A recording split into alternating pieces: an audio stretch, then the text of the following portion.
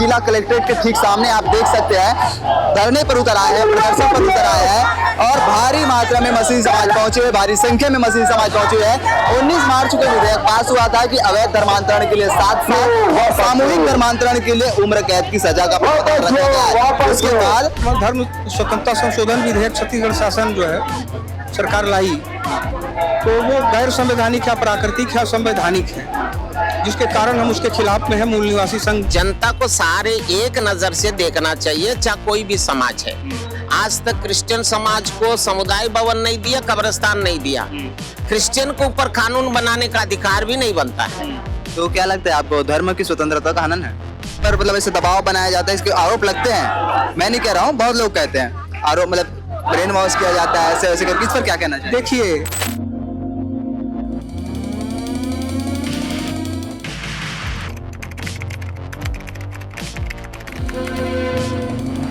धर्मांतरण के लिए जब से विधेयक पास हुआ है 19 मार्च से, तब से पूरे छत्तीसगढ़ में विवाद की स्थिति बनी हुई है। मसीही समाज सड़क पर उतर आए हैं, चाहे वो तूता धरना स्थल में ही क्यों ना हो। और अब तो स्थिति ऐसे बन गई कि दुर्ग जिला कलेक्ट्रेट के ठीक सामने आप देख सकते हैं धरने पर उतर आए हैं, प्रदर्शन पर उतर आए हैं और भारी मात्रा में मसीही समाज पहुंचे हुए, भारी संख्या में मसीही समाज पहुंचे हुए हैं।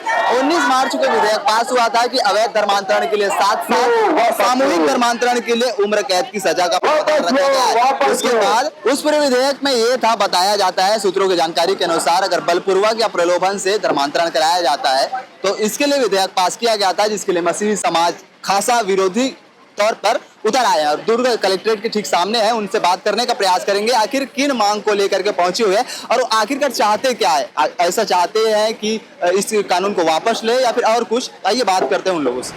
आज के लोगों से हम बात कर रहे हैं, चलिए कुछ लोग और हैं, किन मांगों को लेकर पहुंचे हैं? देखिए, अभी धर्म स्वतंत्रता संशोधन विधेयक छत्तीसगढ़ शासन जो है सरकार लाई, तो वो गैर संवैधानिक है, प्राकृतिक है, संवैधानिक है, जिसके कारण हम उसके खिलाफ में है। मूल निवासी संघ का मैं प्रदेश अध्यक्ष हूँ, अमरजीत पटेल, और हमारा संगठन मूल निवासी संघ इस संशोधन विधेयक के खिलाफ है।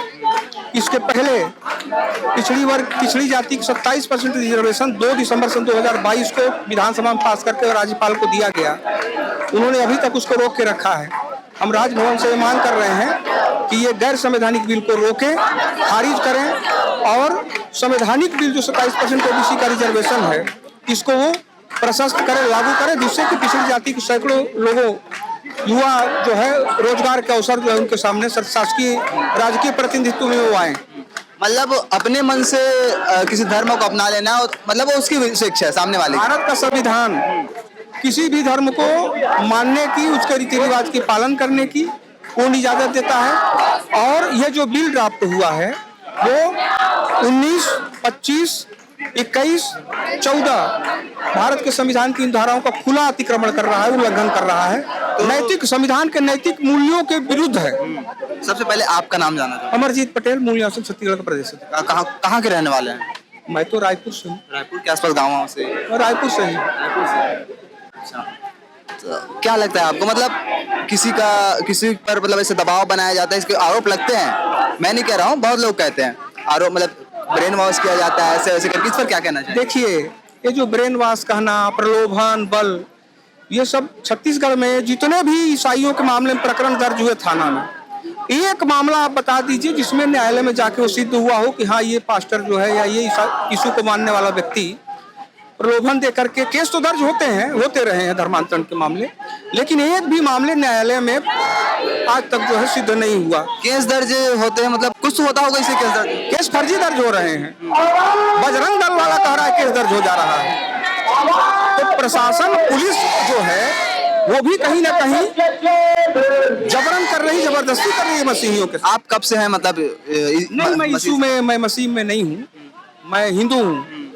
लेकिन मैं, चूंकि गैर संवैधानिक बिल है, इसके लिए मैं मसीहियों के अधिकारों का अतिक्रमण हो रहा है, इसलिए मैं, मेरा संगठन और मैं उनके साथ। कौन से देवी देवता को मानते हैं? ये भी सवाल आता है ना सामने जब इतना बात। देवी देवता तो भारत का संविधान कहता है जिसको मानो आजादी देता है, उसको कोई रोक थोड़े रहा है। वो तो कॉन्स्टिट्यूशन राइट्स है उसका कि हमारी इच्छा है हम किसी भी देवी देवता को माने। हिंदू को मानेंगे तो हिंदू देवी देवता के बहुत सारे देवता उसको माने, यीशु को माने। ईसाई हैं तो हम वो जिनको, जो प्रभु को वो कहते हैं, प्रभु को मानेंगे। जो आते हैं मसीही धर्म में मतलब मसीही समाज में जुड़ने के लिए क्यों आते होंगे? मतलब ऐसा बहुत सारे तर्क लगाते हैं, आखिर वो क्यों छोड़ देते होंगे? ये बिल जो अभी आया है ना, उसमें शिक्षा, दान और स्वास्थ्य इसको भी रखा घेरे में लिया गया है, जिसका खुलेआम उल्लंघन अभी इस कानून के बनने के बाद होगा। महाराज पूछो उत्तर बता दक्षिण, मतलब ऐसा ना हो, मतलब क्यों आते होंगे पूछ रहा हूँ। आने का मतलब ये है कि कहीं ना कहीं वहाँ पर प्रेम और सौहार्द है।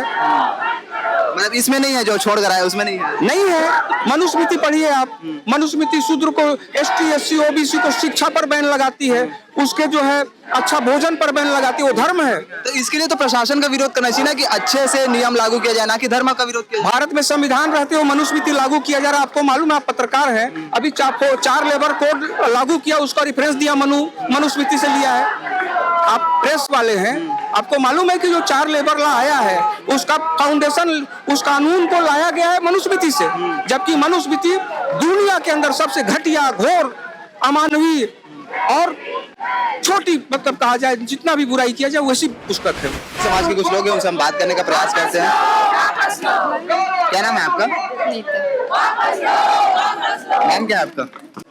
मुझे कुछ नहीं बोलना। इन मांगों को लेकर पहुंची हुई है? भैया मुझे कुछ नहीं बोलना, हमारे लीडर्स बात करेंगे। पता नहीं है पहुंच गई है। हमारे लीडर्स बात करेंगे। मतलब कुछ तो सोच कर आई होंगी ना आप लोग। किन से बात करना चाहिए बता दीजिए, किन से बात करना चाहिए तो बता सकते हैं।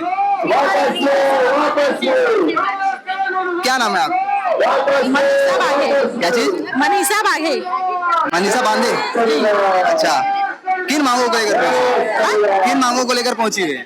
हम इस मांगों पर पहुंचे हैं संविधान की वजह से। संविधान चर्चों में मीटिंग नहीं करवाते हैं, मना करते हैं, पास्टर लोग को मारते हैं, पीटते हैं, इसीलिए क्रिश्चियन लोग धर्म अंतर नहीं करते हैं। ये लोग जबरदस्ती हम लोग को बदनाम करते हैं, पास्टर लोग को मारपीट करते हैं, लोग गलत करते हैं, इसलिए हम लोग यहाँ आए हैं। चलिए, क्रिश्चियन समाज के धर्मगुरु हमारे साथ है, उनसे बात करते हैं कि आखिर आज आने का मुख्य कारण क्या है। वैसे तो नियम जो है पारित कर दिया गया है, लागू कर दिया गया है, इस पर भी विरोध जताया। लागू नहीं करना चाहिए, जनता को तंग नहीं करना चाहिए, जनता को सारे एक नजर से देखना चाहिए, चाहे कोई भी समाज है।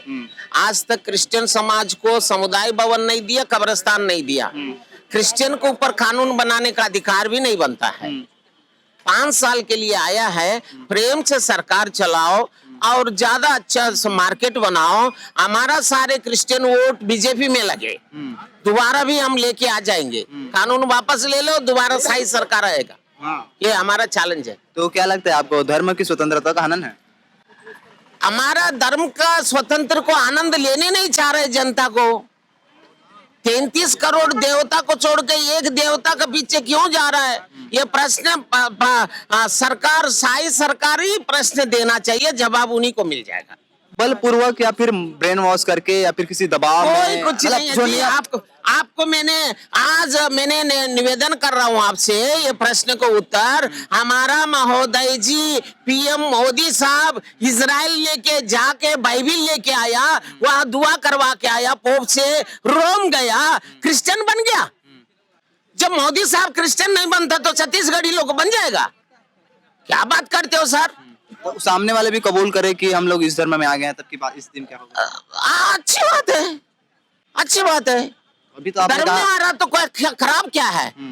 उनको जहाँ अच्छा लगता है। आपने, मैंने दूसरा ब्राइट में भी बोला, आप घर बनाया, आपका क्षेत्र सीपेज है, क्या वो घर में रहोगे? खराब घर में रहोगे? किराए में भी अच्छा घर में जाओगे नहीं।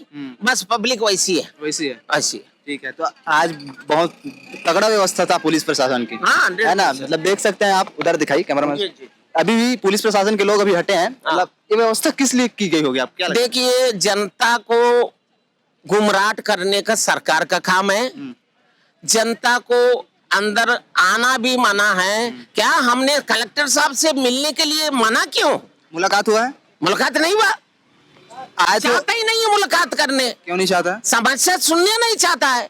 समस्या आपका है, आपने समस्या बढ़ा रहे हो, जनता को सुनने नहीं चाह रहा है। इतना जनता आया तो बेवकूफ है क्या काम दम छोड़ के? खैर नियम तो पारित कर दिया गया, इसके बाद क्या मतलब क्या करेंगे आप लोग ये कुछ बताइए। नहीं करना जी, सरकार सिलेंडर होना है वापस लेना है, विनती एक ही है, निवेदन एक ही है, कहा नहीं तो सुन लो, सरकार काला कानून वापस ले लो। संविधान बना हुआ है, अंबेडकर संविधान जिंदाबाद है और संविधान को सैल्यूट करते हैं, संविधान को फॉलो करो, बस इतना हमारा निवेदन है। ऑलरेडी संविधान बना हुआ है। Thank you.